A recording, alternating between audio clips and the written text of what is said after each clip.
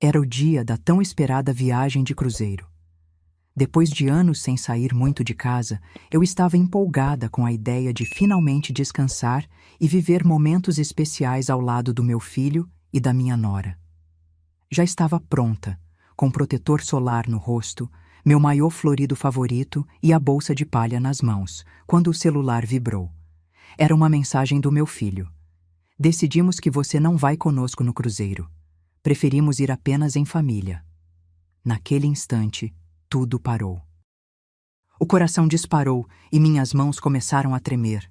Aquela viagem que eu tanto sonhei fazer ao lado deles deixou de existir em uma única mensagem. Mas antes de continuar, confira se você já está inscrito no canal e escreva nos comentários. De onde você está assistindo este vídeo? Adoramos saber até onde nossas histórias estão chegando. Lembro exatamente do dia em que tudo desmoronou. Estava em pé no meio da sala, com a mala pronta ao lado da porta e o coração acelerado de empolgação. Seria minha primeira viagem em anos. Um cruzeiro para o qual eu havia contribuído financeiramente, claro, como sempre fazia quando se tratava do meu filho André e sua esposa Vanessa. O celular vibrou no meu bolso. Mensagem de André.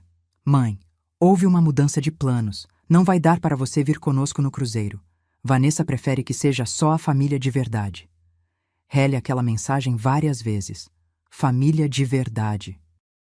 Como se eu, que dei à luz e criei aquele homem sozinha durante 28 anos, não fosse família suficiente. O pior não foi o descaso e o abandono. Foi saber que horas antes eu tinha acabado de pagar a última parcela da casa deles, com meu nome ainda na escritura. Sentei no sofá, ainda segurando o celular, tentando não chorar. Não era a primeira rejeição do meu filho. Desde que André conheceu Vanessa, fui sendo afastada aos poucos. Primeiro eram os jantares de domingo que ficaram mais raros. Depois, os comentários de como eu falava alto demais ou como minhas opiniões eram antiquadas. Em seguida, vieram os convites para eventos importantes que nunca chegavam, o chá de bebê da minha neta, a comemoração de aniversário de casamento.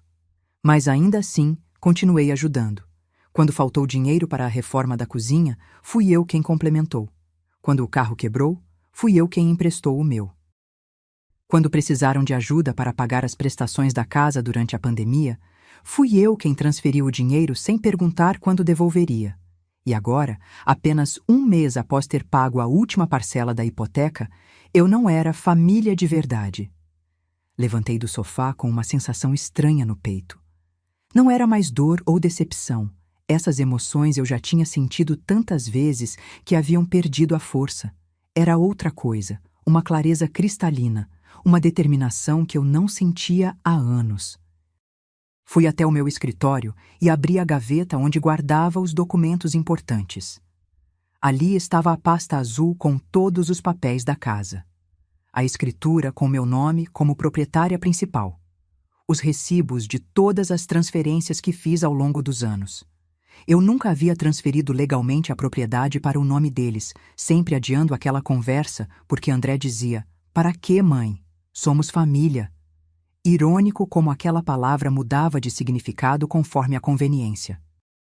Enquanto folheava aqueles documentos, lembrei da última vez que Vanessa me olhou com desdém quando sugeri fazer um almoço para comemorar o aniversário da minha neta. Ana tem uma rotina muito específica, Dona Clara. Talvez seja melhor esperar uma ocasião mais apropriada. A ocasião nunca chegou, claro. Fiquei sabendo da festinha através das fotos no Instagram, onde toda a família de Vanessa sorria em volta do bolo que eu nem sabia que existiria. Tomei uma decisão naquela noite. Não seria uma reação impulsiva nem um grito desesperado de atenção. Seria uma ação calculada, silenciosa e, acima de tudo, legal. Peguei o telefone e liguei para Marcelo, meu advogado há mais de uma década. Marcelo, preciso te ver amanhã. É sobre a casa do André. No dia seguinte, sentada no escritório de advocacia, expliquei a situação sem drama ou lágrimas. Marcelo ouviu tudo, folheou os documentos que eu havia levado e confirmou o que eu já sabia. Clara, legalmente a casa é sua. Você pode vendê-la a qualquer momento, sem precisar avisar a eles ou pedir permissão. E quanto às coisas deles dentro da casa? Você pode dar um prazo razoável para retirarem os pertences pessoais.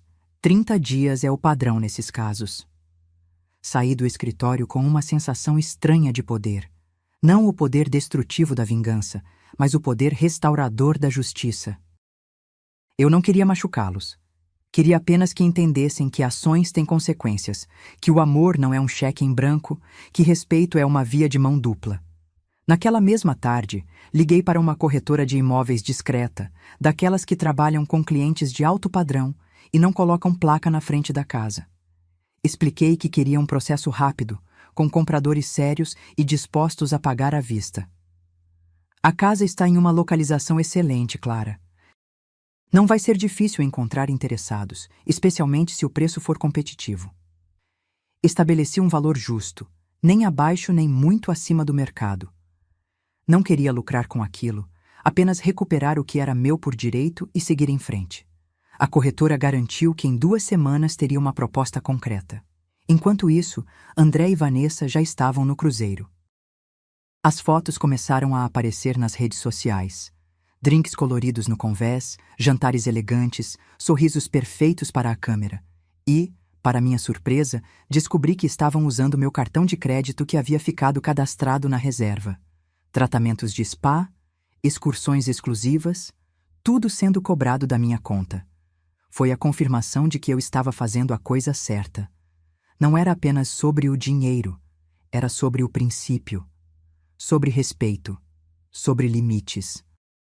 Cancelei o cartão imediatamente e bloqueei o número deles no meu telefone.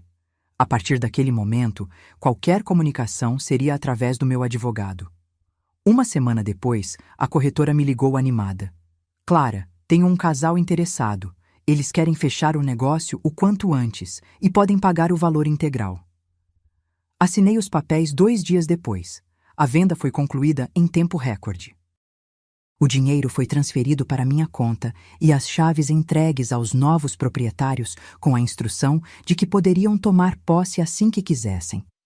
Marquei a data para o dia exato em que André e Vanessa retornariam do cruzeiro. Deixei uma carta na porta, impressa em papel timbrado do meu advogado. Esta propriedade foi legalmente vendida. Seus pertences pessoais estão armazenados em um depósito cujo endereço vocês podem obter entrando em contato com o escritório do Dr. Marcelo Alves. Vocês têm 30 dias para retirar seus bens. Todas as comunicações devem ser feitas através do advogado. E então, pela primeira vez em anos, fiz algo apenas para mim. Aluguei um apartamento pequeno à beira-mar, onde o único som que me acordaria seria o das ondas quebrando na areia. Onde ninguém me diria que eu falo alto demais, que minhas opiniões são antiquadas ou que não sou família de verdade. Enquanto dirigia para meu novo lar, senti algo que há muito não experimentava: liberdade. Não a liberdade de quem foge, mas a de quem finalmente compreende seu próprio valor. Na manhã seguinte, acordei com o som do mar batendo na praia. Meu novo apartamento era simples, mas a vista compensava qualquer luxo que eu pudesse ter deixado para trás. Preparei um café, sentei na pequena varanda e permiti-me sorrir pela primeira vez em dias. Meu telefone estava silencioso. Eu o havia desligado na noite anterior, sabendo que quando André e Vanessa chegassem à antiga casa e encontrassem a notificação na porta, haveria uma tempestade de ligações. Não estava pronta para isso ainda. Precisava daquele momento de paz, daquela pequena bolha de tranquilidade que eu havia criado para mim mesma. Por volta das 10 da manhã, liguei o celular apenas para verificar se Marcelo, meu advogado, havia tentado contato. Como esperado, havia dezenas de chamadas perdidas de André e Vanessa, mensagens de voz, textos longos alternando entre súplicas e acusações. Ignorei todos e liguei apenas para Marcelo. Bom dia, Clara. Como suspeitávamos, eles já entraram em contato. Estão bastante alterados. Imagino que sim. O que disseram? Basicamente que você não tinha o direito de fazer isso, que aquela era a casa deles, que não tem para onde ir. André mencionou que pagaram várias prestações ao longo dos anos. Senti uma pontada de culpa, mas logo a afastei. Era verdade que eles haviam pago algumas prestações, mas eu havia coberto a maior parte. Além disso, todos os impostos dos últimos 3 anos saíram da minha conta. O que você respondeu, Marcelo? Exatamente o que combinamos. Que a propriedade estava legalmente em seu nome, que a venda foi realizada dentro de todos os parâmetros legais e que eles têm 30 dias para retirar os pertences do depósito. Também informei que você não deseja contato direto e que toda a comunicação deve ser feita através do meu escritório. Obrigada, Marcelo. Você acha que eles vão tentar algo legal contra mim? Podem tentar, mas não tem base. A escritura estava em seu nome, você nunca assinou qualquer documento transferindo a propriedade ou mesmo prometendo fazê-lo. Legalmente, você está protegida. Depois da ligação, voltei para a varanda com uma xícara de chá. Não sentia alegria pela situação, apenas uma estranha sensação de justiça sendo feita. Durante anos, havia sido a pessoa a quem eles recorriam quando precisavam de dinheiro, mas nunca quando queriam companhia. A pessoa boa o suficiente para assinar como fiadora, mas não para participar do chá de bebê da própria neta. Ao meio-dia, recebi uma notificação no meu celular. Vanessa havia postado nos stories do Instagram. Algumas pessoas nunca superam que seus filhos cresçam e façam a própria família. Algumas sogras são tóxicas e controladores, mesmo que finjam ajudar. Cuidado com presentes que têm correntes invisíveis. Ri sozinha. Era tão típico dela transformar a situação para fazer-se de vítima. Não respondi, nem publicamente, nem em privado. O silêncio seria minha única resposta daqui para frente. À tarde, minha irmã Cecília ligou. Não me surpreendi quando ela começou o discurso que eu já esperava. Clara, você enlouqueceu? O André me ligou chorando. Como você pôde vender a casa deles? A casa não era deles, Cecília. Era minha. Meu nome na escritura, minhas parcelas pagas mensalmente. Mas é seu filho. Vocês são família. Respirei fundo antes de responder. Família. Essa palavra tem sido usada contra mim por anos. Quando precisam de dinheiro, somos família. Quando querem que eu fique com a Ana para eles saírem, somos família. Mas quando chega a hora de me incluir em um cruzeiro, de repente eu não sou família de verdade. Do que você está falando?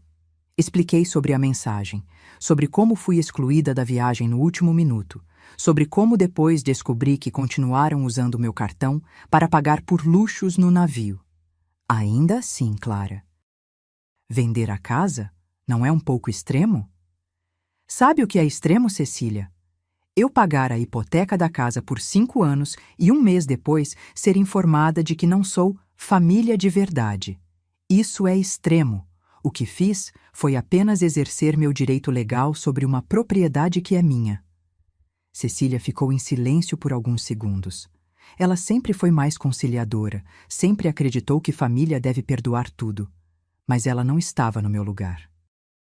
Não viveu anos de pequenas rejeições, de comentários maldosos disfarçados de brincadeiras, de ser lembrada apenas quando era conveniente. E onde eles vão morar agora? Eles são adultos, Cecília. Têm empregos, têm economias, vão encontrar um lugar para alugar, como qualquer outro casal. E talvez, apenas talvez, aprendam que tratar pessoas como objetos descartáveis tem consequências. Após desligar, voltei a sentir aquela pontada de culpa. André era meu filho, afinal. Eu o amava, apesar de tudo. Mas às vezes, o amor precisa ter limites claros para não se transformar em abuso. Às vezes, precisamos fazer com que as pessoas entendam que não estamos dispostos a ser usados indefinidamente. No fim da tarde, recebi um e-mail de Marcelo. André havia solicitado uma reunião para discutir a situação. Concordei, mas com uma condição. Seria apenas com André, sem Vanessa, e no escritório do advogado, não em um lugar privado onde poderiam tentar me manipular emocionalmente. A reunião foi marcada para o dia seguinte, às 10 da manhã. Passei a noite preparando-me emocionalmente, repassando mentalmente todos os momentos em que me senti excluída, desrespeitada, usada. não como uma forma de alimentar o ressentimento, mas para fortalecer minha resolução, para lembrar-me do motivo pelo qual eu havia tomado uma atitude tão drástica. Na manhã seguinte, vesti-me com cuidado. Escolhi uma blusa azul clara que sempre me deu confiança, coloquei um batom suave e prendi o cabelo em um coque baixo. Queria parecer serena, no controle, não uma mulher movida pela raiva ou pelo desespero.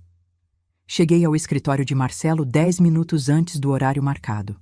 Ele me recebeu com um sorriso gentil e me conduziu à sala de reuniões, onde aguardamos por André. Quando meu filho entrou, pude ver que ele não tinha dormido bem. Olheiras profundas marcavam seu rosto, e ele parecia ter envelhecido anos em apenas alguns dias. "Mãe", ele começou, sentando-se à minha frente. "Por que você fez isso conosco?" Pela primeira vez em muito tempo, não senti a necessidade de justificar minhas ações ou de me desculpar. Apenas respondi com calma. "Não fiz nada contra vocês, André. Apenas exerci meu direito sobre uma propriedade que é legalmente minha. Mas é a nossa casa. Vivemos lá há 5 anos." Sim, viveram. Em uma casa que estava no meu nome, cujas prestações eu paguei em sua maioria, cujos impostos saíram da minha aposentadoria nos últimos 3 anos. André passou a mão pelo cabelo, visivelmente frustrado. "Nós íamos te pagar de volta. Sempre dissemos isso." "Quando, André? Quando vocês têm dinheiro para cruzeiros e tratamentos de spa, mas nunca para me ressarcir? Quando vocês me dizem que não sou família de verdade?" Seus olhos se arregalaram ao ouvir suas próprias palavras jogadas de volta. Aquilo foi um mal-entendido. Vanessa estava estressada com os preparativos da viagem e...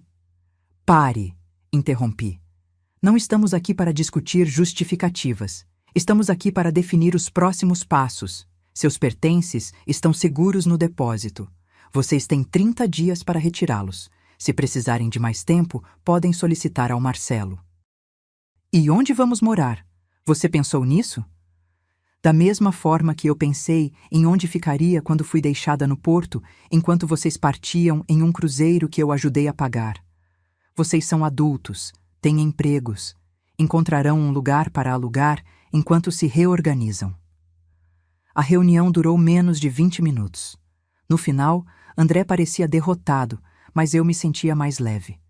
Não havia gritado, não havia chorado, apenas havia mantido minha posição com firmeza e clareza. Ao sair do escritório, sabia que aquele era apenas o primeiro passo em minha jornada de autodescoberta e valorização. 3 dias se passaram desde a reunião com André no escritório de Marcelo. Meu telefone continuava silencioso. Bloqueei temporariamente os números deles para preservar minha paz mental. Nesse pequeno período de silêncio, comecei a reorganizar minha vida no novo apartamento. Era um espaço modesto comparado à casa que vendi, mas tinha o essencial: um quarto confortável, uma pequena cozinha onde eu poderia preparar minhas refeições e aquela varanda com vista para o mar que rapidamente se tornou meu refúgio. Coloquei nas paredes apenas algumas fotos antigas, de quando André era criança, antes que o ressentimento e a manipulação entrassem em nossas vidas. Naquela manhã, enquanto tomava café, recebi uma ligação de Marcelo. "Clara, bom dia. Temos uma situação que preciso te informar. André e Vanessa contrataram um advogado." Senti um aperto no estômago, mas mantive a calma. "E o que eles estão alegando?" "Estão tentando argumentar que existe um acordo verbal entre vocês, que você teria prometido transferir a propriedade para eles eventualmente. Também estão mencionando as parcelas que eles pagaram como prova de que tinham direito à casa." "Eles têm alguma chance de ganhar?" "Sinceramente, muito pequena. Acordos verbais são difíceis de provar, especialmente sem testemunhas, e o fato de eles terem contribuído com algumas parcelas não anula seu direito como proprietária legal." Respirei fundo, sentindo uma mistura de tristeza e determinação. Nunca imaginei que chegaria a esse ponto. Uma batalha legal contra meu próprio filho. Mas também nunca imaginei que seria tratada como uma estranha pela família que tanto ajudei a construir. "O que devo fazer agora?" Por enquanto, nada. Vou responder formalmente à notificação deles, reafirmando sua posição como proprietária legal. Se quiser, podemos propor um acordo para ressarcir as parcelas que eles comprovadamente pagaram, como um gesto de boa vontade, mas sem reconhecer qualquer direito deles sobre a propriedade. Concordei com o plano de Marcelo. Não queria o dinheiro deles. Nunca foi sobre isso. Era sobre respeito, sobre estabelecer limites, sobre mostrar que eu não era apenas um banco automático que podiam usar quando conveniente. Depois da ligação, decidi que precisava sair um pouco. O apartamento, por mais aconchegante que fosse, começava a parecer uma prisão com tantos pensamentos pesados. Vesti uma roupa leve, peguei minha bolsa e desci para caminhar na praia. O contato da areia nos meus pés descalços trouxe uma sensação de liberdade que há muito não experimentava. Caminhei pela orla, observando as famílias que aproveitavam o dia ensolarado, crianças construindo castelos de areia, idosos sentados em cadeiras de praia conversando tranquilamente, pessoas vivendo suas vidas sem os dramas que eu enfrentava. Foi durante essa caminhada que percebi algo. Por anos, havia definido minha existência em função de André e sua família. Minhas decisões, meu tempo, meu dinheiro, tudo girava em torno deles. E quando decidi colocar limites, quando comecei a priorizar minhas próprias necessidades, fui tratada como uma vilã. Parei por um momento, olhando para o horizonte onde o céu encontrava o mar. Tinha 58 anos. Ainda era jovem o suficiente para recomeçar, para construir uma vida que não fosse definida pela ingratidão de terceiros, mesmo que esses terceiros incluíssem meu único filho. Voltei para o apartamento com uma nova resolução. Se André e Vanessa queriam uma batalha legal, teriam. Não por rancor ou vingança, mas porque era hora de estabelecer com clareza que eu também merecia respeito. Naquela tarde, recebi um e-mail de uma conta que não reconheci imediatamente. O assunto dizia: "Por favor, leia. Ana sente sua falta." Ana era minha neta, a pequena de 5 anos que eu raramente conseguia ver sem a supervisão constante de Vanessa. Abri o e-mail com o coração acelerado. Era da mãe de Vanessa, Helena. "Clara, sei que não somos próximas, mas estou escrevendo porque estou preocupada com a situação. André e Vanessa estão morando temporariamente em nosso apartamento e Ana não para de perguntar por você. Ela sente sua falta. Independentemente dos problemas entre vocês adultos, acho que uma criança não deveria ser privada da avó, Helena." Reli o e-mail várias vezes, sentindo lágrimas se formarem nos meus olhos. Ana. Minha pequena Ana, que sempre corria para meus braços nas raras vezes que nos víamos, que adorava os biscoitos de chocolate que eu preparava especialmente para ela, que me desenhava cartões com corações coloridos. Respondi ao e-mail com cuidado. "Helena, obrigada por se preocupar com Ana.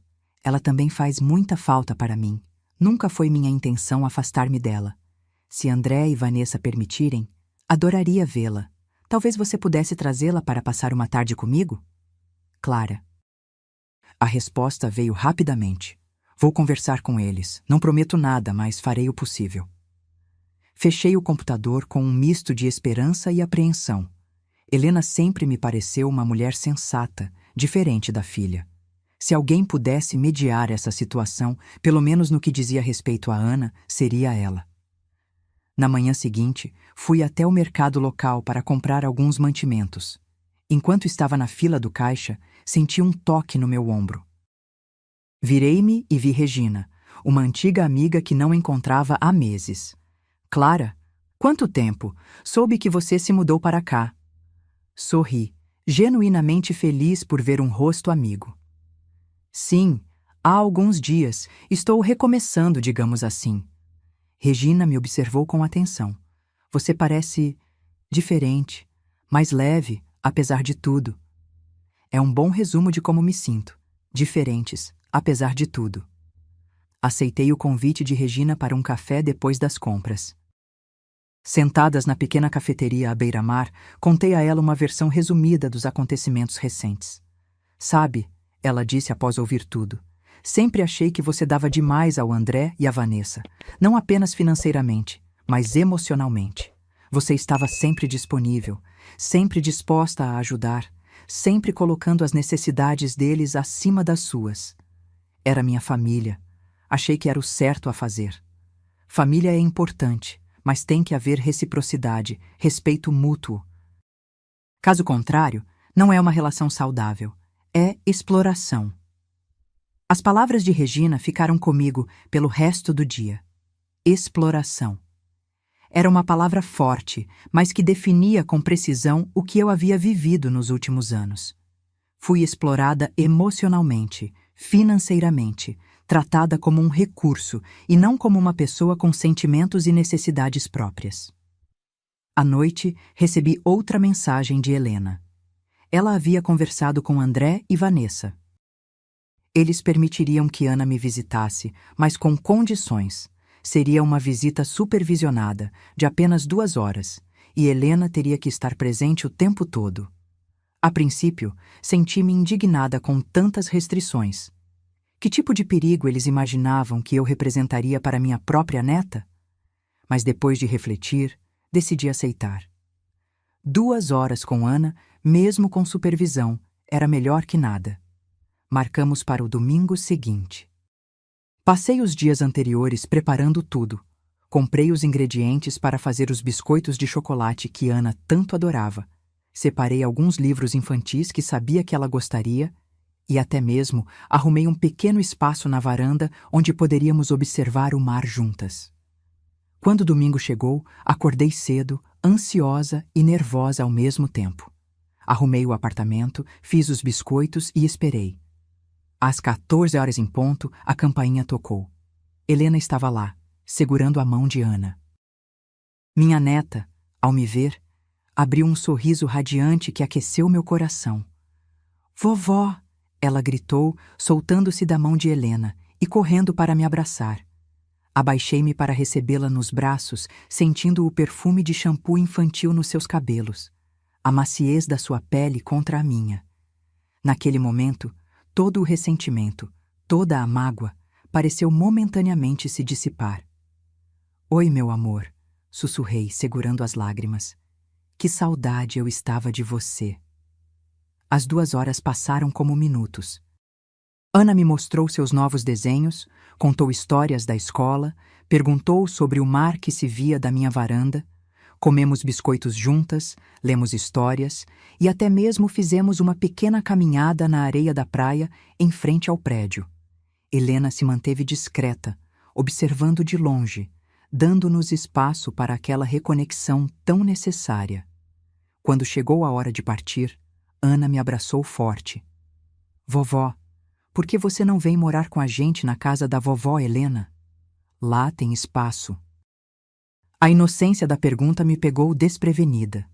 Como explicar a uma criança de 5 anos as complexidades das relações adultas, o ressentimento acumulado, as decisões difíceis que precisavam ser tomadas? "Vovó tem sua própria casinha agora, querida, mas podemos nos ver mais vezes, se seus pais permitirem." Ana assentiu, parecendo aceitar minha explicação simplificada.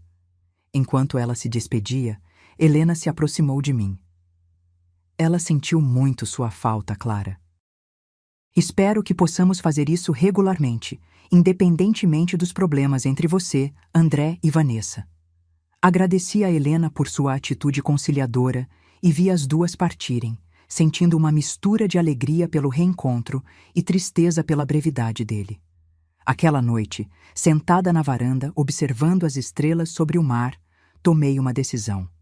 Lutaria pelo direito legal à casa, não para punir André e Vanessa, mas porque era o justo.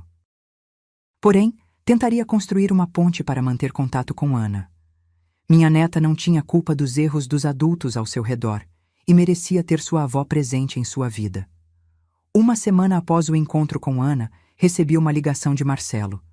Ele parecia animado, o que era incomum para seu tom normalmente contido. "Clara, temos novidades.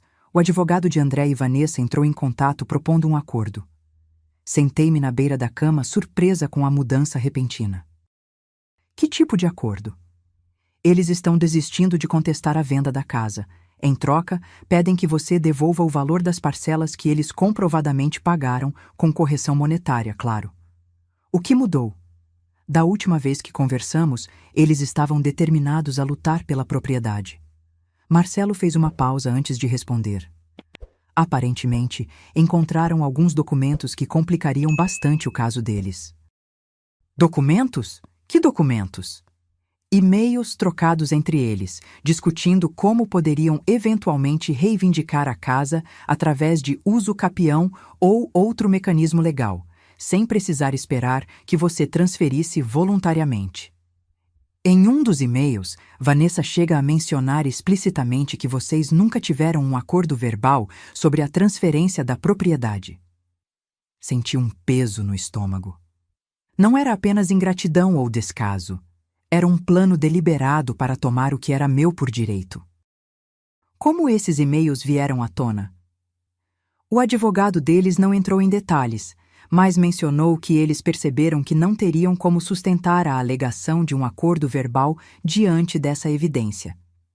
Presumo que alguém próximo a eles teve acesso a esses e-mails e os encaminhou para o advogado, talvez para evitar um processo longo e custoso que não teriam chance de ganhar. Fiquei em silêncio por alguns instantes, processando a informação. Uma parte de mim queria rejeitar o acordo, levar o caso até o fim, expor a tentativa de manipulação. Mas outra parte, talvez a mais sensata, sabia que aceitar o acordo seria o caminho mais rápido para encerrar aquele capítulo doloroso. O que você me aconselha, Marcelo?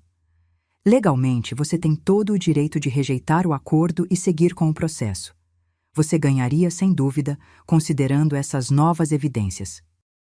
Mas isso significaria meses de batalha legal, custos emocionais e financeiros, e mais desgaste na sua relação com André. Olhei pela janela, observando o vai e vem das ondas. A maré baixava lentamente, deixando à mostra a areia molhada que refletia o sol da tarde. Quanto eles pagaram da casa, ao todo? Segundo os comprovantes que anexaram, aproximadamente 30% do valor total, considerando as parcelas que eles assumiram nos últimos 2 anos. Fiz um cálculo mental rápido. Era uma quantia considerável, mas não chegava nem perto do que eu havia investido naquela propriedade ao longo dos anos. Além disso, o dinheiro da venda me daria estabilidade financeira para reconstruir minha vida. Aceito o acordo, Marcelo. Não quero prolongar isso. Quero virar essa página. Tem certeza, Clara? Você não precisa decidir agora. Tenho. Devolva o valor das parcelas que eles pagaram com a correção monetária justa. Não quero dever nada a eles, nem que eles possam dizer que fiquei com o que não me pertencia. Após desligar, fiquei sentada na varanda por um longo tempo, observando o horizonte. Não era apenas sobre dinheiro ou propriedade. Era sobre dignidade, sobre conseguir olhar no espelho sem ver alguém que se rebaixou ao nível daqueles que a magoaram. Naquela mesma noite, recebi uma mensagem de texto de Helena. Ana quer saber se pode te visitar no próximo domingo. É possível? Respondi imediatamente que sim. Aquela pequena mensagem trouxe um sorriso ao meu rosto pela primeira vez naquele dia. Enquanto o relacionamento com André e Vanessa se deteriorava em uma batalha legal fria, pelo menos o vínculo com minha neta permanecia intacto. Os dias seguintes foram de organização. Com a certeza de que o caso legal seria resolvido em breve, comecei a pensar no futuro.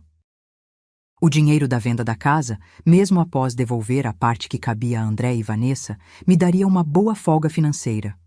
Poderia continuar no apartamento alugado à beira-mar ou talvez comprar um pequeno imóvel próprio. Poderia viajar, fazer cursos, dedicar-me a hobbies que sempre adiei em função das necessidades dos outros. Na sexta-feira, recebi um e-mail de Marcelo confirmando que o acordo havia sido formalizado.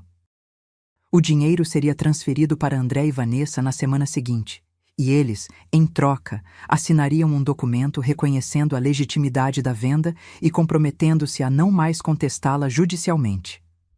Caso encerrado, escreveu Marcelo. Parabéns por tomar a decisão mais sensata. No domingo, Helena trouxe Ana como prometido. Desta vez, não impôs o limite de 2 horas, nem ficou supervisionando cada momento.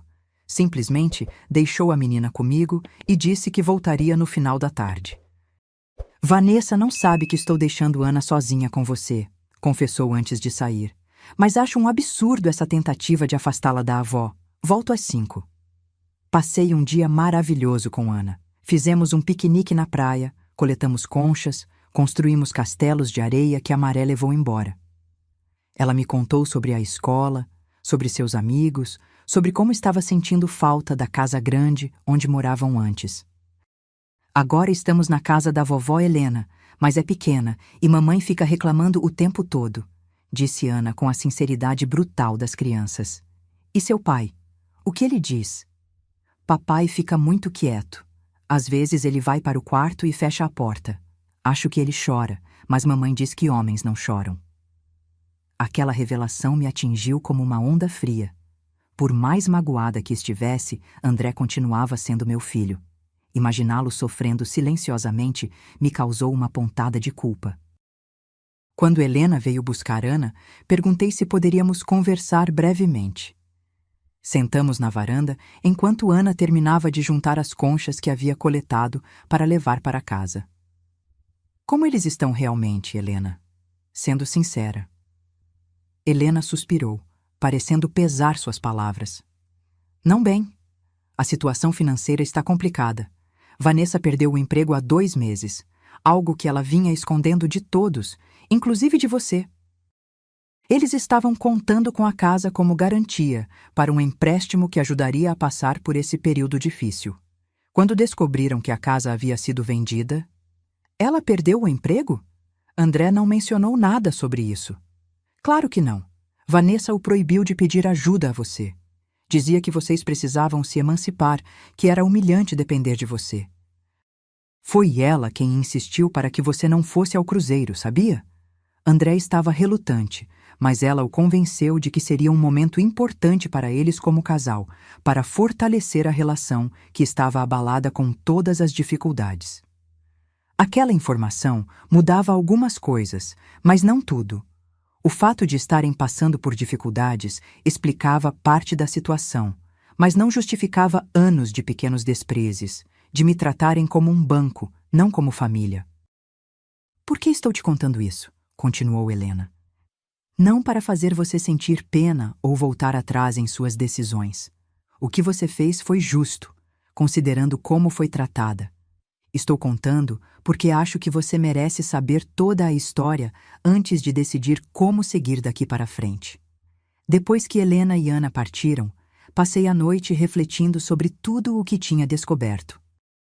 A raiva e o ressentimento que eu vinha alimentando começavam a se misturar com uma compreensão mais complexa da situação.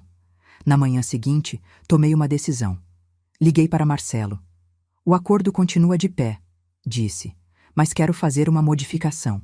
Além de devolver o valor das parcelas que eles pagaram, quero estabelecer um fundo educacional para a Ana. Um fundo educacional? Sim. Quero separar uma parte do dinheiro da venda da casa e colocá-lo em uma conta que só poderá ser acessada quando Ana completar 18 anos, exclusivamente para seus estudos. Não quero que André e Vanessa tenham acesso a esse dinheiro antes disso. Isso é possível, Clara. Podemos estruturar um fundo com essas condições. Quanto você quer destinar a esse fundo? Mencionei uma quantia que representava aproximadamente 20% do valor que recebi pela casa. Não era todo o dinheiro, pois eu precisava garantir minha própria estabilidade financeira, mas era o suficiente para garantir que Ana teria recursos para uma boa educação, independentemente da situação financeira de seus pais. Vou preparar os documentos, disse Marcelo. É um gesto nobre da sua parte, Clara. Não era nobreza, era amor. Por mais magoada que estivesse com André e Vanessa, não deixaria que minha neta sofresse as consequências de decisões erradas dos adultos ao seu redor. 3 dias depois, fui ao escritório de Marcelo para assinar toda a documentação. O acordo com André e Vanessa, a devolução do valor das parcelas e a criação do fundo educacional para Ana. Quando terminei de assinar o último documento, senti como se um peso enorme tivesse sido retirado dos meus ombros. E agora? Perguntei a Marcelo. Agora você vive sua vida, Clara. Você fez o que era justo, protegeu seus interesses e ainda garantiu o futuro da sua neta. O resto depende deles. Ao sair do escritório, decidi fazer algo que não fazia há muito tempo. Fui até uma concessionária e comprei um carro pequeno, modesto, mas novo. Algo só meu, que me daria a liberdade de ir e vir, de explorar meu novo ambiente, de não depender de caronas ou transporte público. Enquanto assinava os papéis da compra, o vendedor perguntou: "É um presente para alguém da família?" Sorri, pensando em quantas vezes havia priorizado as necessidades dos outros antes das minhas próprias. Não. É um presente para mim mesma. Já passou da hora de me colocar em primeiro lugar. O novo carro me trouxe uma sensação de liberdade que eu havia esquecido. Nas semanas seguintes, explorei a região costeira, descobrindo pequenas praias escondidas, restaurantes à beira-mar com comida simples mas deliciosa, mercados locais onde comprava frutas frescas e peixe recém-pescado. Estava redescobrindo o prazer de viver no meu próprio ritmo, sem precisar consultar ninguém, sem ter que me adaptar às expectativas ou horários de outras pessoas. As visitas de Ana aos domingos se tornaram um ponto fixo na minha agenda. Helena continuava trazendo-a regularmente, às vezes ficando para um café, outras vezes deixando-a comigo por toda a tarde. Foi durante uma dessas visitas, cerca de um mês após a assinatura do acordo, que recebi a primeira ligação direta de André, desde que tudo começou. Estávamos na praia. Ana construindo um elaborado castelo de areia, enquanto eu a ajudava a decorá-lo com conchas, quando meu celular tocou. Ao ver o nome dele na tela, hesitei por um momento. "Pode atender, vovó", disse Ana, como se percebesse minha hesitação. "Eu cuido do castelo." Afastei-me alguns passos e atendi. "Oi, mãe." A voz de André soava diferente. Mais contida, mais madura, talvez. "Oi, André. Está tudo bem?" "Sim, eu... Sei que não deveria estar ligando diretamente. O acordo diz que toda comunicação deve ser feita através dos advogados, mas... Está tudo bem", interrompi. "O acordo legal já foi cumprido. Não precisamos mais intermediários." Houve um momento de silêncio, como se ele estivesse organizando os pensamentos. "Marcelo me contou sobre o fundo educacional que você criou para a Ana. É para o futuro dela, para garantir que ela tenha acesso a uma boa educação, independentemente do que aconteça." Foi muito generoso da sua parte, depois de tudo o que aconteceu. Observei Ana à distância, concentrada em seu castelo de areia, a língua presa entre os dentes em uma expressão de concentração que me lembrava André quando pequeno. "Não fiz por você ou por Vanessa, André. Fiz por Ana. Ela não tem culpa das decisões dos adultos ao seu redor." "Eu sei. Mesmo assim, obrigado." Mais silêncio, desta vez mais longo. Quase desliguei, achando que a conversa havia terminado, quando ele continuou. "Mãe, eu queria pedir desculpas. Por tudo. Pela mensagem sobre o cruzeiro, por ter permitido que Vanessa a tratasse daquela maneira por tanto tempo, por ter abusado da sua generosidade durante anos." Suas palavras me pegaram de surpresa. Não esperava um pedido de desculpas. Não tão direto. Não tão cedo. "O que mudou, André? Por que agora?" "Muitas coisas mudaram. Vanessa e eu estamos nos separando." A notícia não deveria ter me surpreendido, considerando tudo o que Helena havia me contado sobre as dificuldades que estavam enfrentando, mas ainda assim senti um aperto no peito. "Sinto muito ouvir isso." "Não sinta. Deveria ter acontecido há muito tempo. Acho que o incidente da casa foi apenas o estopim para percebermos que não estávamos bem há anos. Usávamos os problemas externos, dinheiro, trabalho, até mesmo você, como desculpa para não enfrentar os problemas entre nós." Olhei para Ana, ainda absorta em sua construção de areia, alheia à conversa que poderia mudar sua vida. "E Ana, como ela está lidando com isso?" "Ainda não contamos a ela. Estamos morando separados. Vanessa continua na casa da mãe dela com Ana, e eu aluguei um pequeno apartamento perto do trabalho. Mas Ana acha que é temporário, que estou apenas mais perto do escritório por conveniência. Vocês precisam contar a ela, André. Crianças percebem mais do que imaginamos. Eu sei. Vamos contar, em breve. Mas primeiro queríamos organizar como será a guarda, para podermos dar respostas concretas quando ela perguntar. Mais uma pausa. O som das ondas quebrando na praia preenchia o silêncio entre nós. Mãe, eu estava pensando... Seria possível nos encontrarmos? Para conversar pessoalmente? A pergunta me fez hesitar. Parte de mim queria manter a distância, proteger-me de possíveis novas decepções. Mas outra parte reconhecia o esforço que aquele telefonema representava, a vulnerabilidade na voz do meu filho. Sim, podemos nos encontrar. Talvez na próxima semana? Seria ótimo. Obrigado, mãe. Marcamos para a quarta-feira seguinte, em um café à beira-mar perto do meu apartamento. Um terreno neutro, público o suficiente para evitar confrontos emocionais excessivos, mas reservado o suficiente para uma conversa sincera. Quando desliguei o telefone, Ana já havia terminado seu castelo e vinha correndo em minha direção. Vovó, vem ver! Fiz um castelo para princesas do mar. Acompanhei-a até a construção de areia, impressionada com os detalhes que ela havia acrescentado sozinha. Torres, uma ponte feita de gravetos, até mesmo uma bandeira improvisada com uma folha de palmeira. Está lindo, meu amor. Você tem muito talento. Ela sorriu, orgulhosa, e então perguntou com aquela curiosidade infantil que não conhece barreiras. Era o papai no telefone? Sim, era ele. Ele está bem? Ele anda triste ultimamente. Abaixei-me para ficar na altura dos olhos dela. Seu pai está passando por um momento difícil, mas vai ficar bem. Às vezes os adultos também ficam confusos e tristes. Sabia? Ela assentiu com seriedade. Eu sei. Mamãe também chora às vezes, quando acha que não estou olhando. Isso acontece, querida. Mas não se preocupe, eles vão encontrar um jeito de ficar bem de novo. Ela pareceu aceitar minha resposta, e logo voltou sua atenção para o castelo, decidindo que precisava de um fosso ao redor. Enquanto a ajudava a cavar, refleti sobre a conversa com André. Seria possível reconstruir nossa relação depois de tudo o que aconteceu? Eu estava disposta a tentar? Os dias até quarta-feira passaram lentamente. Ocupei-me com pequenas tarefas diárias, com caminhadas pela praia, com a leitura de livros que havia comprado recentemente.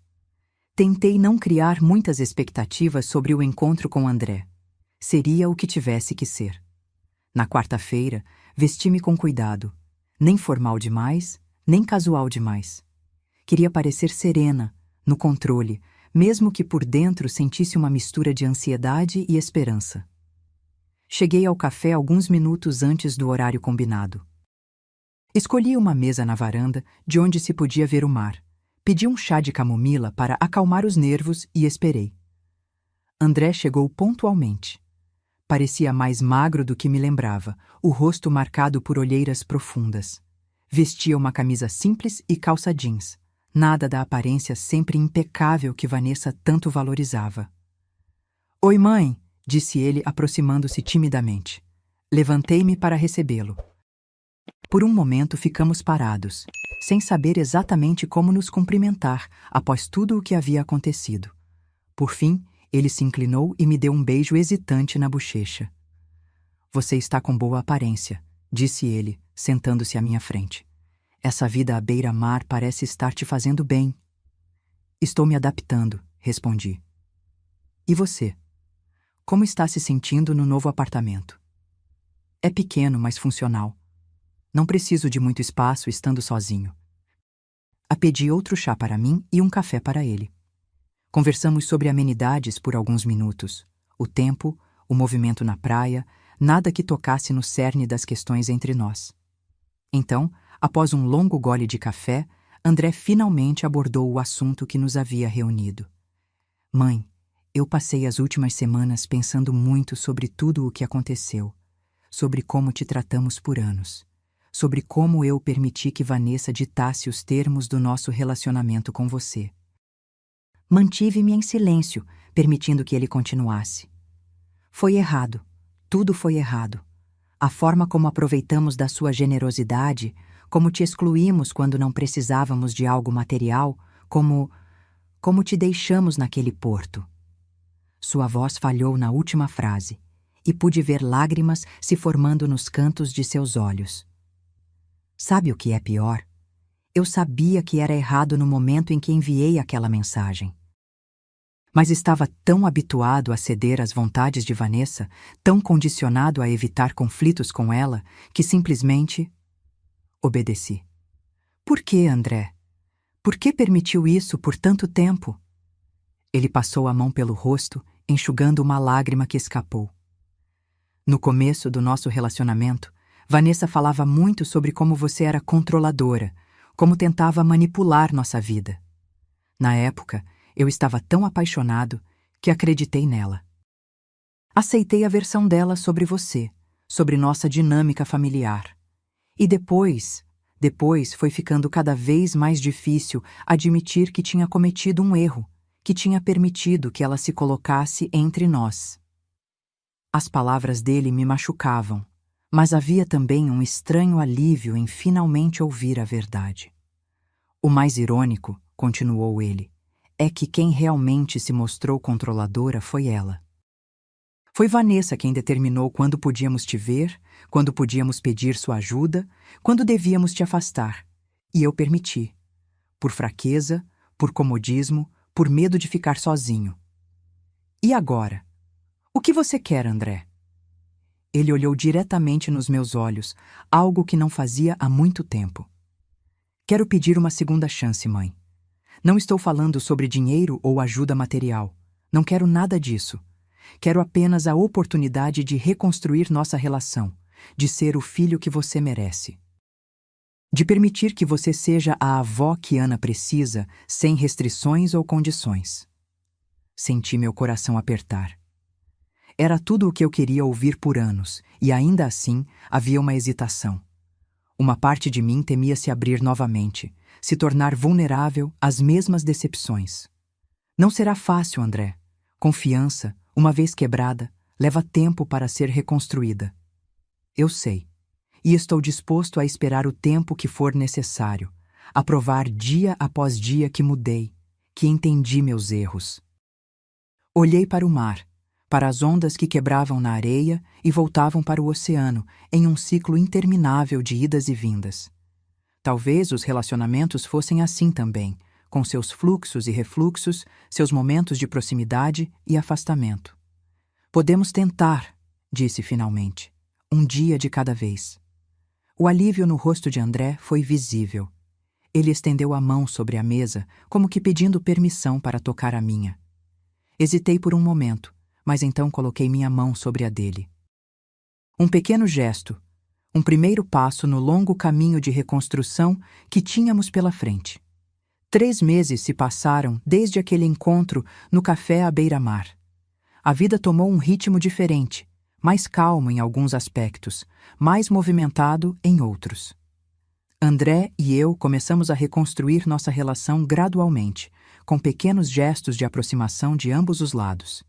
Ele passou a me visitar regularmente, às vezes trazendo Ana, outras vezes vindo sozinho.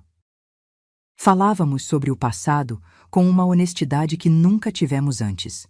Sobre como ele se sentiu abandonado quando seu pai morreu, sobre como eu trabalhei demais tentando compensar a ausência paterna, sobre como Vanessa habilmente explorou essas fissuras em nossa relação.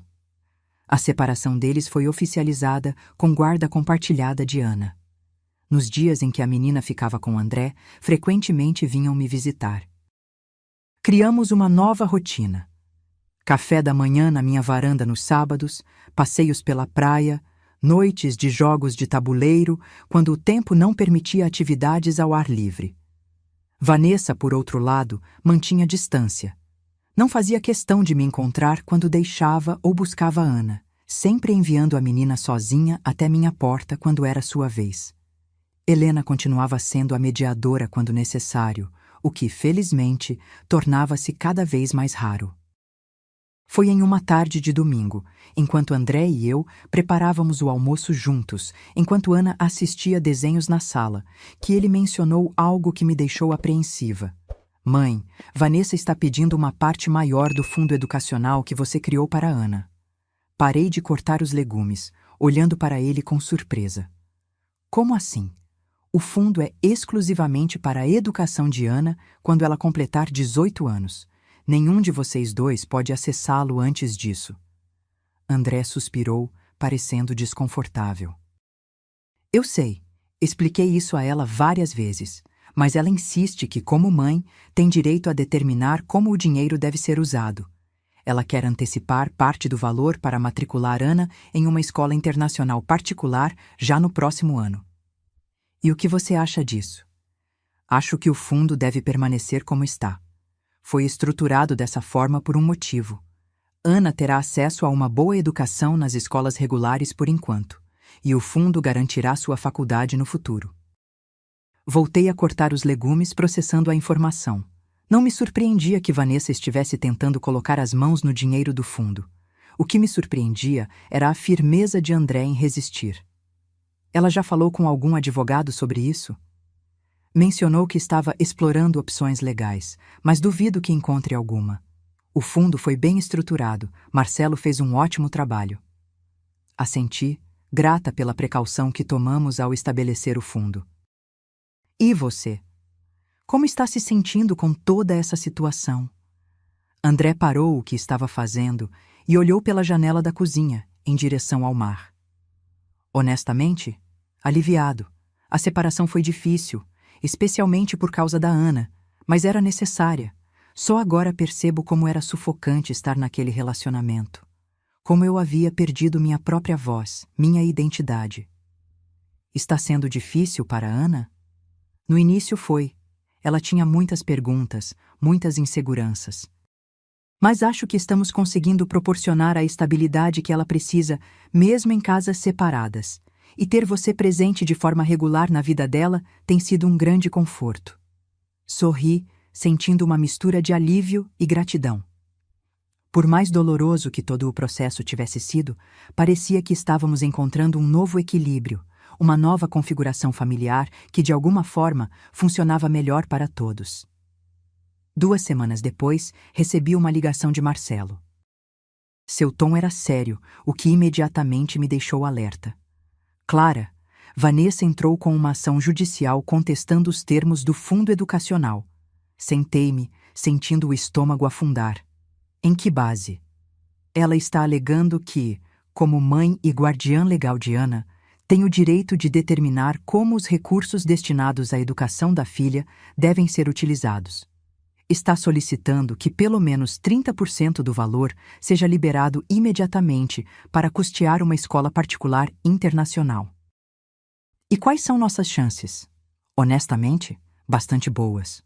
O fundo foi estabelecido como uma doação com propósito específico, com termos claros que tanto André quanto Vanessa assinaram na época. Será difícil para ela argumentar contra isso agora. O que devemos fazer? Por enquanto, apenas responder formalmente à ação, reafirmando os termos originais do fundo e a intenção clara de que os recursos só sejam acessados quando Ana completar 18 anos. Após desligar, liguei imediatamente para André para informá-lo sobre a ação judicial. Ele já estava ciente. Vanessa o havia notificado antes de entrar com o processo. Sinto muito por isso, mãe. Tentei dissuadi-la, mas ela está determinada. Não se preocupe, André. Não é sua culpa. É sim, de certa forma. Se eu tivesse estabelecido limites claros desde o início do nosso relacionamento, talvez não tivéssemos chegado a esse ponto. Sua autocrítica me surpreendeu positivamente. O André de alguns meses atrás jamais teria assumido responsabilidade dessa forma. O que passou, passou. O importante agora é proteger o futuro de Ana. Concordamos em nos encontrar no dia seguinte para discutir como proceder. André sugeriu que tentássemos uma mediação antes que o caso avançasse muito no sistema judicial, e eu concordei.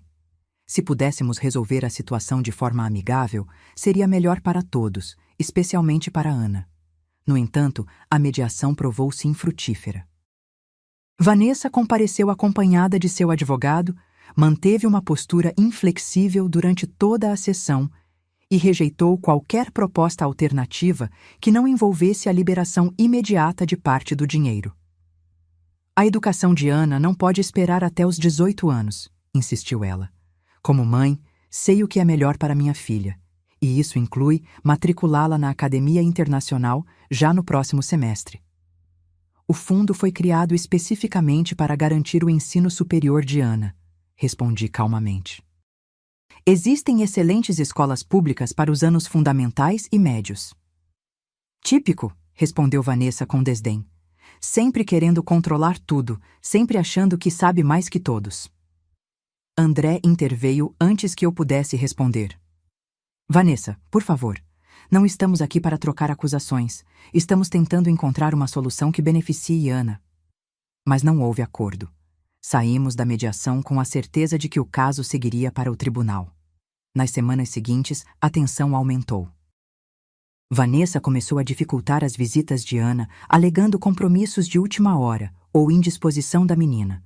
Quando conseguíamos nos ver, Ana parecia confusa e ansiosa, claramente afetada pelo conflito entre os adultos ao seu redor. Em uma dessas visitas, enquanto brincávamos de montar um quebra-cabeças, Ana me fez uma pergunta que partiu meu coração. Vovó, você e a mamãe estão brigando por minha causa? Parei o que estava fazendo e olhei diretamente para ela. Não, meu amor. Nunca pense isso.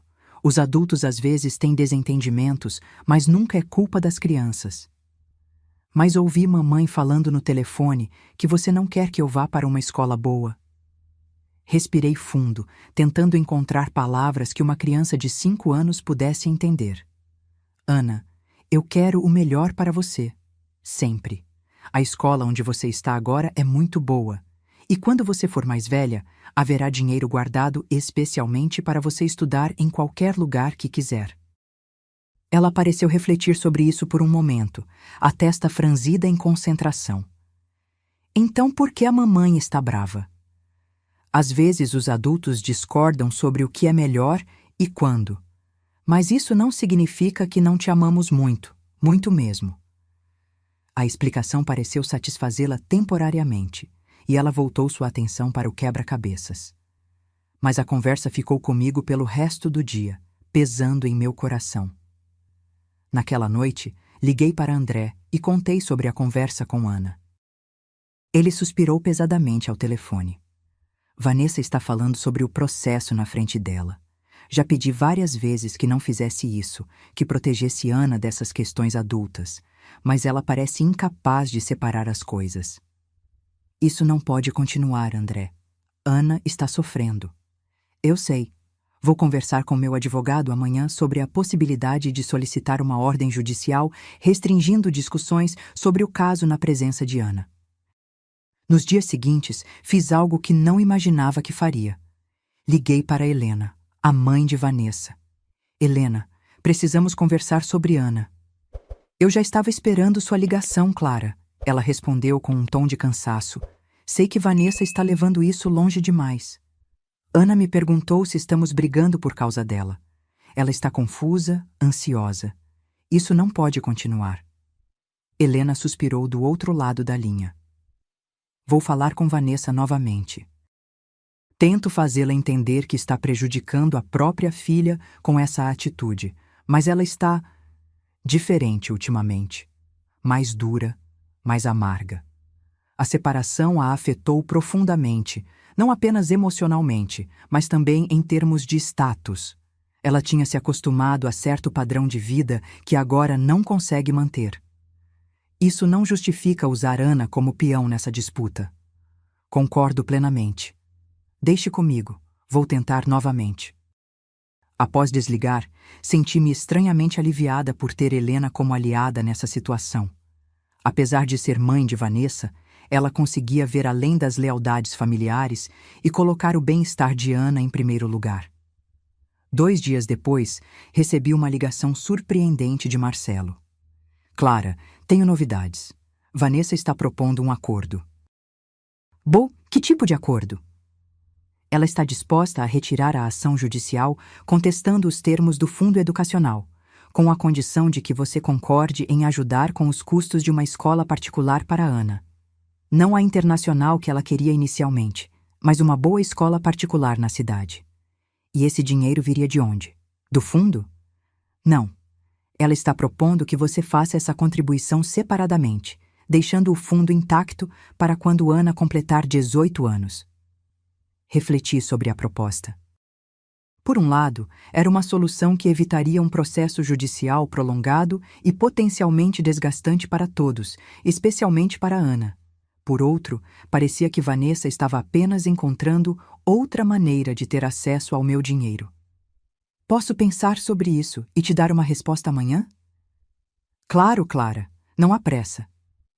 Após desligar, sentei-me na varanda, observando o mar enquanto ponderava a situação. Lembrei-me de todas as vezes em que cedi às demandas financeiras de André e Vanessa ao longo dos anos, como isso havia estabelecido um padrão prejudicial em nosso relacionamento. Será que concordar com essa nova proposta não seria apenas perpetuar esse ciclo? Por outro lado, tratava-se da educação de Ana, minha neta, uma criança inocente em meio a todo esse conflito de adultos. Poderia eu negar-lhe acesso a uma boa escola particular se tivesse condições de ajudar? Decidi ligar para André antes de tomar qualquer decisão. O que você acha dessa proposta? Perguntei, depois de explicar os termos. Honestamente? Acho que é manipulação da parte de Vanessa. Ela sabe que você se importa com o bem-estar de Ana e está usando isso como alavanca. A escola pública onde Ana está matriculada é excelente, com professores dedicados e boa estrutura. Não vejo necessidade de mudança agora. Você acha que a proposta tem motivações financeiras, então? Sem dúvida. Vanessa sempre foi obcecada por status. Ter a filha em uma escola particular de prestígio é mais sobre a imagem que ela quer projetar do que sobre a qualidade real da educação. As palavras de André fizeram sentido.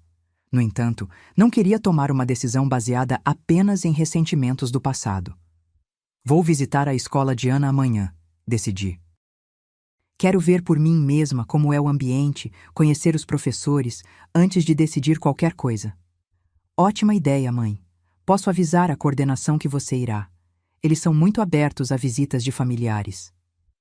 Na manhã seguinte, vesti-me com cuidado e dirigi até a escola pública onde Ana estudava. Era um prédio simples, mas bem conservado, com um pátio amplo e colorido onde as crianças brincavam durante o intervalo. A coordenadora pedagógica, uma mulher de meia-idade com um sorriso gentil, recebeu-me em sua sala. Senhora Clara, é um prazer conhecê-la. Ana fala muito sobre a avó que mora perto do mar. Conversamos por quase 1 hora sobre a filosofia educacional da escola, o currículo, as atividades extracurriculares disponíveis. Em seguida, ela me levou para conhecer as instalações. Salas de aula bem equipadas, biblioteca aconchegante, laboratório de ciências modesto, mas funcional, sala de artes cheia de trabalhos coloridos feitos pelos alunos. Ao passar pela sala de Ana, pude vê-la através da janela, sentada em um círculo com outras crianças, participando animadamente de uma atividade de leitura. Ela parecia feliz, envolvida, perfeitamente adaptada àquele ambiente. Voltei para casa com a mente mais clara. Liguei para Marcelo e comuniquei minha decisão. Vou recusar a proposta de Vanessa. A escola onde Ana está atualmente é excelente e não vejo razão educacional para uma mudança neste momento. Se o caso for a julgamento, estou preparada. Marcelo pareceu aliviado. Acho que é a decisão correta, Clara. Ceder a essa demanda agora só abriria precedente para futuras solicitações.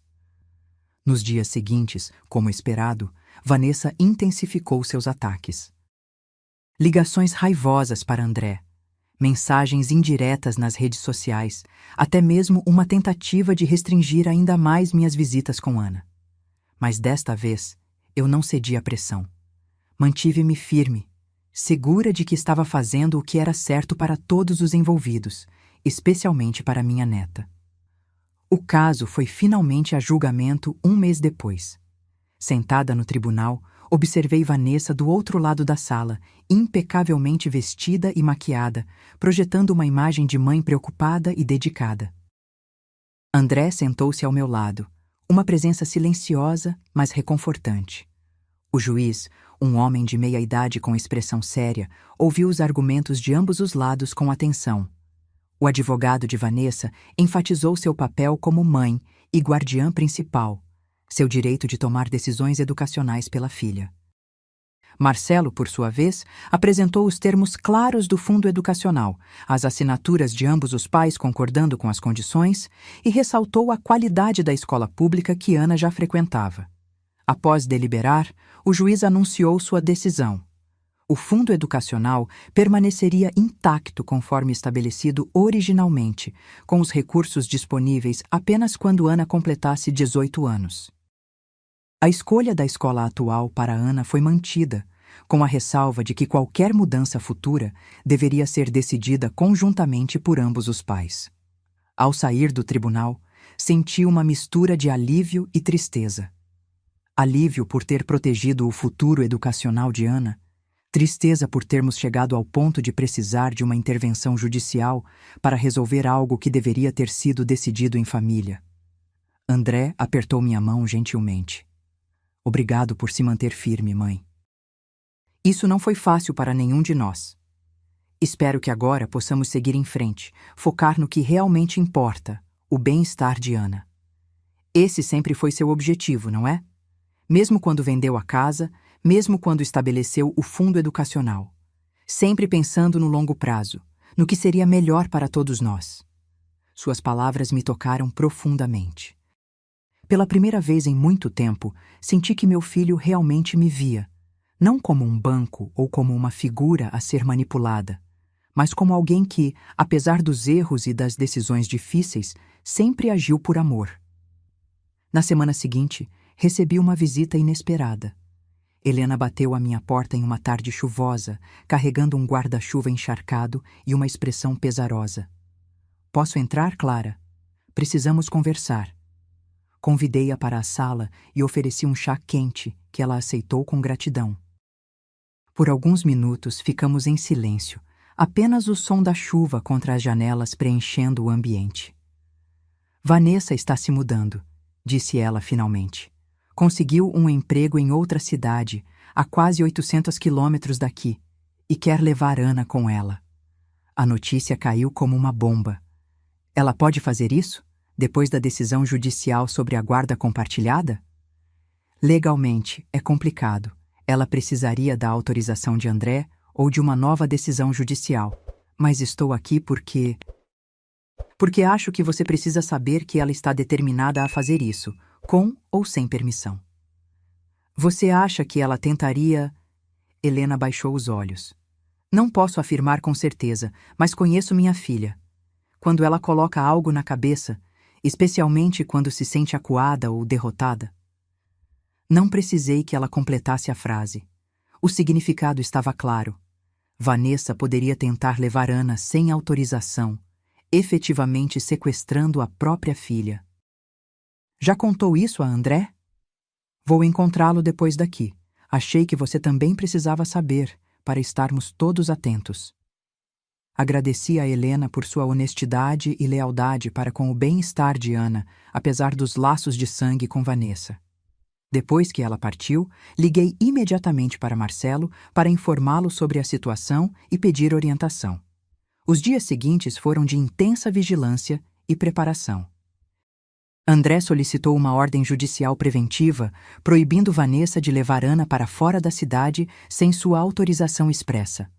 A escola foi notificada para não liberar a menina para ninguém além dos pais e pessoas previamente autorizadas.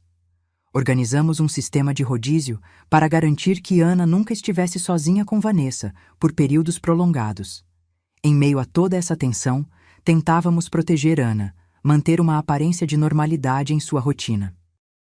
Ela continuava vindo me visitar aos domingos, continuávamos construindo castelos de areia e coletando conchas na praia. Mas havia uma sombra pairando sobre nós, uma apreensão constante de que, a qualquer momento, poderíamos perder aquela pequena menina para a amargura e o ressentimento de sua mãe. 2 meses se passaram desde a tentativa frustrada de Vanessa de mudar-se com Ana para longe. As medidas legais que tomamos funcionaram como esperado. A ordem judicial impedindo a saída da criança da cidade sem autorização de ambos os pais foi concedida. E Vanessa, percebendo que não conseguiria realizar seu plano, acabou recusando a oferta de emprego em outra cidade. O clima, no entanto, permaneceu tenso. Vanessa tornou-se ainda mais amarga, mais difícil nas negociações sobre a rotina de Ana. Cada decisão, por menor que fosse, transformava-se em uma batalha. Qual roupa Ana deveria usar para a escola, que atividades extracurriculares frequentar, até mesmo o corte de cabelo da menina, tudo virava motivo para discórdia. André, por outro lado, parecia ganhar confiança e assertividade a cada dia. Não mais se intimidava com as explosões de Vanessa, não mais cedia às suas manipulações. Estabelecia limites claros e os mantinha, sempre focando no bem-estar de Ana acima de tudo. Quanto a mim, encontrei um novo equilíbrio em minha vida. Meu apartamento à beira-mar tornou-se realmente um lar, não apenas um refúgio temporário. Decorei-o com cuidado, plantei flores na varanda, pendurei fotos nas paredes, não apenas do passado, mas também novas memórias que estávamos construindo.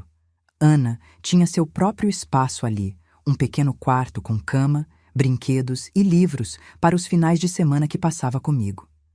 Foi em uma dessas manhãs tranquilas, enquanto preparava o café da manhã na cozinha, que recebi uma ligação de Helena. Seu tom era urgente, preocupado. Clara, aconteceu algo. Vanessa desapareceu com Ana.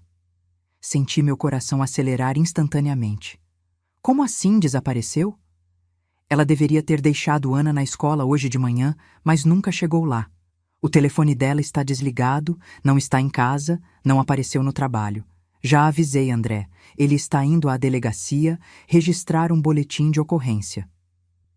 Minhas mãos tremiam enquanto desligava o telefone. Imediatamente peguei minha bolsa e as chaves do carro, dirigindo até a delegacia, onde sabia que André estaria. No caminho, 1000 cenários passavam pela minha cabeça, nenhum deles reconfortante. Quando cheguei, André já estava prestando depoimento a um policial. Seu rosto estava pálido, tenso, as olheiras denunciando que provavelmente não havia dormido bem na noite anterior. Já acionamos o sistema de alerta para crianças desaparecidas, informou o policial. As fronteiras estaduais foram notificadas, assim como aeroportos, rodoviárias e ferroviárias. A ordem judicial impedindo a saída da menor da cidade sem autorização de ambos os genitores também já está no sistema. E agora o que fazemos? Perguntou André, a voz embargada. Vão para casa e aguardem. Deixem um telefone de contato sempre disponível. Enquanto isso, tente lembrar de algum lugar onde sua ex-esposa poderia ter levado a criança. Parentes, amigos, locais de férias anteriores, qualquer coisa pode ser uma pista valiosa. Saímos da delegacia com a sensação de impotência que só quem já passou por situação semelhante pode compreender. André decidiu ir para meu apartamento em vez de voltar para o seu. Não queria ficar sozinho, e eu também preferia tê-lo por perto durante aquele momento angustiante.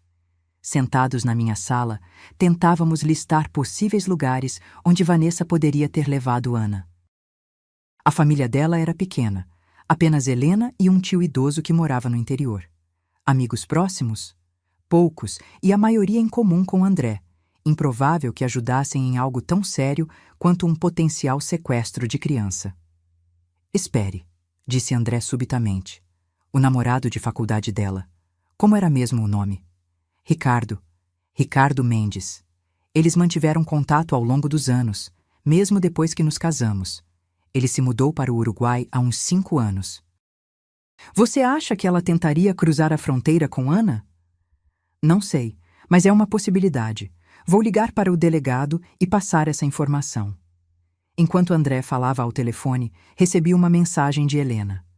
Encontrei algo no quarto de Vanessa. Venham rápido. Pegamos o carro novamente e dirigimos até o apartamento de Helena, onde Vanessa havia estado morando com Ana desde a separação. Helena nos esperava na porta, visivelmente perturbada. Encontrei isso escondido em uma gaveta, disse ela, entregando um envelope a André. Dentro havia passagens de ônibus para o Uruguai, em nome de Vanessa e Ana, e uma carta manuscrita endereçada a Helena. Mãe, quando você ler isso, já estaremos longe. Não posso mais suportar ver minha filha sendo manipulada por Clara e André. Não posso permitir que ela cresça achando que dinheiro e poder são mais importantes que amor e família. Vou levá-la para um lugar onde poderemos recomeçar, onde seremos apenas nós duas, sem interferências externas. Por favor, não tente nos encontrar. Isto não é um adeus, é apenas um até logo. Um dia, quando tudo se acalmar, entraremos em contato novamente. Com amor, Vanessa. André leu a carta em voz alta, a raiva crescendo visivelmente em seu rosto. Manipulação? Dinheiro e poder mais importantes que amor? Como ela pode distorcer tudo dessa maneira? Helena parecia envergonhada, destruída pela situação. Sinto muito. Deveria ter percebido antes, deveria ter feito mais para impedir que chegássemos a esse ponto. Não é sua culpa, Helena, disse eu, colocando uma mão em seu ombro. Vanessa é adulta, faz suas próprias escolhas. André já estava ao telefone novamente, desta vez com o delegado passando as novas informações.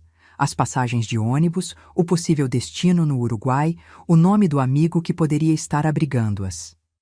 Nas horas seguintes, vivemos em um estado de tensão constante.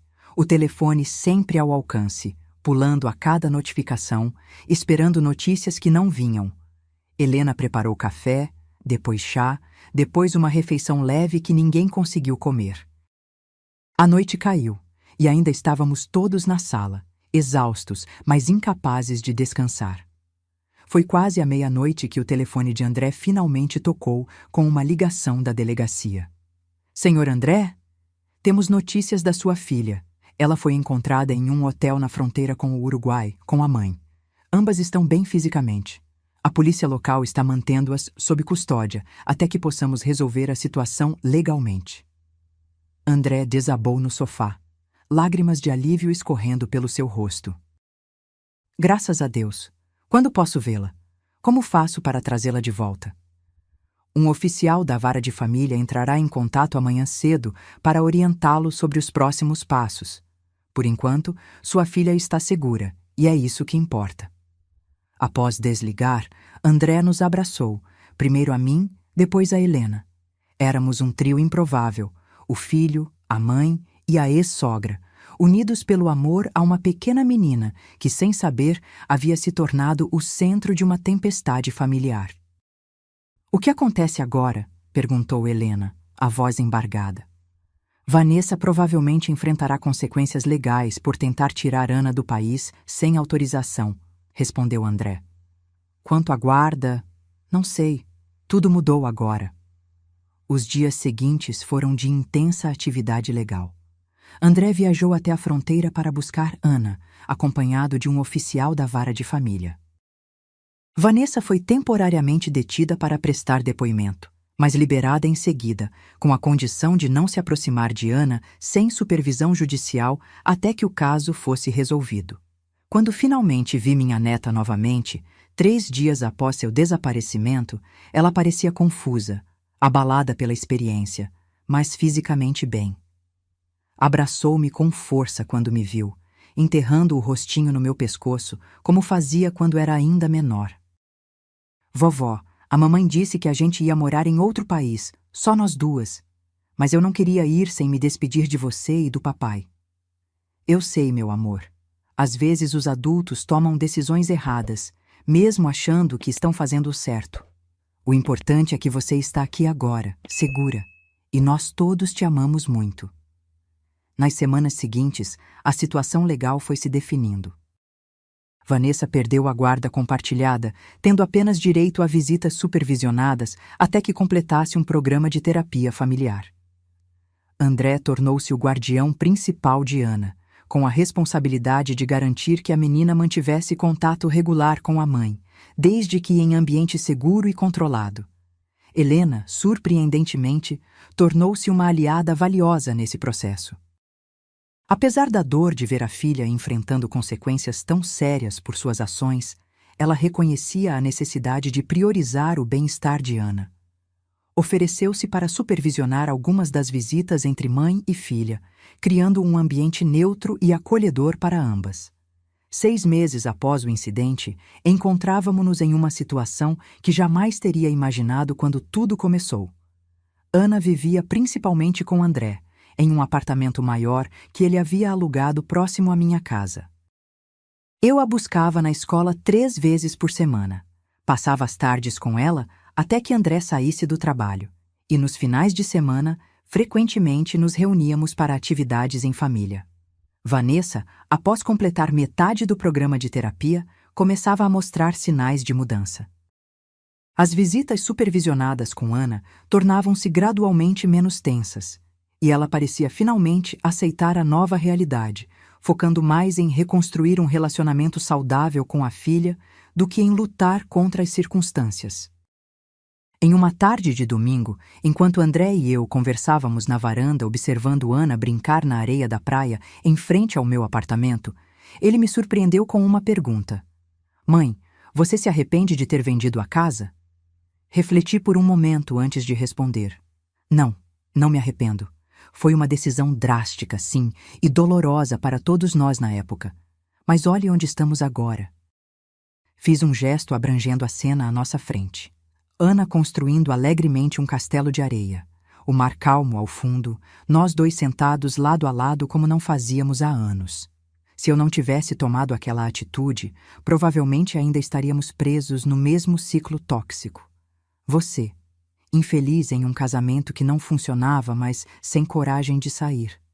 Eu, sendo usada financeiramente e ignorada emocionalmente. E Ana, crescendo em meio a tudo isso, absorvendo padrões disfuncionais que carregaria para sua própria vida adulta. André assentiu lentamente. Acho que você está certa. Foi como um despertar doloroso, mas necessário, para todos nós. Inclusive para Vanessa, acrescentei. Ela está tendo que enfrentar suas próprias questões agora, coisa que provavelmente nunca faria se continuássemos na mesma dinâmica. Sabe o que mais me impressiona? Disse André, olhando diretamente para mim. Que apesar de tudo o que aconteceu, você nunca usou Ana como arma, nunca tentou afastá-la de Vanessa, nunca falou mal da mãe dela, sempre priorizou o relacionamento delas, mesmo quando Vanessa tentou levar Ana para longe. Ana merece ter uma mãe e uma avó em sua vida. Nunca se trata de ganhar ou perder quando o que está em jogo é o bem-estar de uma criança. Ana veio correndo em nossa direção, os cabelos molhados de maresia, o rosto iluminado por um sorriso genuíno. Vovó, papai, venham ver meu castelo. Fiz um lugar especial para cada um de nós, até para a mamãe quando ela puder vir à praia conosco. Levantamo-nos e a seguimos até a beira da água, onde um elaborado castelo de areia se erguia, decorado com conchas coloridas e pequenas bandeiras feitas de gravetos e folhas. Ana apontou para cada seção do castelo, explicando quem ficaria onde em sua fantasia arquitetônica. Olhando para aquela cena, minha neta orgulhosa de sua criação, meu filho ao meu lado, o mar estendendo-se infinitamente no horizonte, percebi que, por mais doloroso que tivesse sido o caminho, havíamos chegado exatamente onde precisávamos estar. Não era uma família perfeita, nem uma situação ideal. Havia cicatrizes, havia lembranças dolorosas, havia ainda muitos desafios pela frente. Mas havia também amor, respeito, limites saudáveis e a compreensão de que relacionamentos verdadeiros não se baseiam em conveniência ou exploração, mas em reciprocidade e genuíno cuidado. A casa que vendi havia sido apenas uma estrutura física, um conjunto de paredes e telhados. O verdadeiro lar, descobri, Não era um lugar, mas as pessoas com quem escolhemos compartilhar nossa jornada, as relações que construímos com base em respeito mútuo e a paz que encontramos quando finalmente aprendemos a valorizar a nós mesmos tanto quanto valorizamos aos outros. Quando o sol começou a se pôr, tingindo o céu e o mar de tons alaranjados, Ana pegou minha mão de um lado e a de André do outro. "Este é o melhor dia de todos", declarou ela com a convicção que só as crianças possuem. E, naquele momento, eu não poderia concordar mais. Depois da tempestade, havíamos encontrado não apenas a calma, mas também a clareza. Depois da dor, havíamos redescoberto não apenas a alegria, mas também a sabedoria. E depois de tanto tempo priorizando os outros, eu finalmente havia aprendido a mais importante das lições: que para realmente amar alguém, primeiro precisamos respeitar a nós mesmos. Agora, se você gostou dessa história, clica em se inscrever e me diz nos comentários qual parte te deixou de queixo caído. Ah, e não esqueça de se tornar membro para ter acesso a vídeos exclusivos que não posto aqui. Te espero lá.